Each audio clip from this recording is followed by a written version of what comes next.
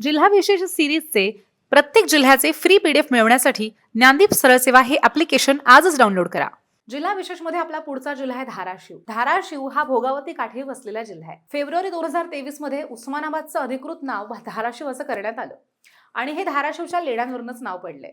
धाराशिवचं एकूण क्षेत्रफळ आहे 7569 चौरस किलोमीटर. इथे एकूण 8 तालुके आहेत. त्यामध्ये उस्मानाबाद, भूम, कळंब, परांडा, तुळजापूर, उमरगा, वाशी आणि लोहाटा हे तालुके येतात. आपण बघूयात की धाराशिवच्या सीमा ह्या कोणत्या जिल्ह्यांना लागून आहेत.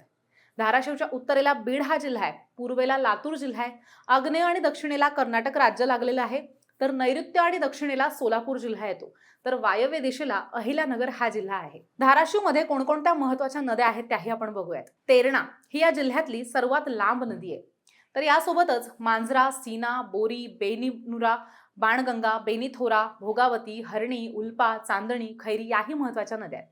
तर मांजरी ही नदी जिल्ह्याच्या उत्तर सीमेवरनं वाहते. धाराशिव जिल्ह्यामध्ये ज्वारी, तांदूळ, भुईमूग, तूर, उडीद, गहू, हरभरा, ऊस, रानमळे ही महत्त्वाची पिकं घेतली जातात. आता आपण बघूयात की धाराशिवमध्ये कुठली कुठली महत्त्वाची ठिकाणं आहेत. तर स्वातंत्र्यापर्यंत धाराशिव हा भाग हैदराबाद संस्थानाचाच भाग होता. महाराष्ट्राचं कुलदैवत तुळजाभवानी मंदिर याच जिल्ह्यात तुळजापूर ह्या ठिकाणी आहे आणि हे मंदिर प्राचीन हेमाडपंथी पद्धतीचं आहे. परांडा ह्या ठिकाणी संत कवी हंसराज स्वामींचा मठ आहे. तर सीना नदीकाठी कल्याण स्वामींचा मठ आहे आणि बाणगंगा ह्या नदीकाठी अलमप्रभूचं प्राचीन मंदिर आहे. तेर हे गाव गोरा कुंभाराचं गाव म्हणून सुद्धा ओळखलं जातं आणि इथंच गोरा कुंभार यांची समाधी सुद्धा आहे. कुंथलगिरी ह्या ठिकाणी जैन मुनी शांतीसागर यांचं समाधी ठिकाण आहे. परांडा हे एकेकाळी निजामशाहीच्या राजधानीचं सुद्धा ठिकाण होतं. विजापूरची प्रसिद्ध मुलुख मैदान ही तोफ सुद्धा मूळची परांड्याचीच आहे.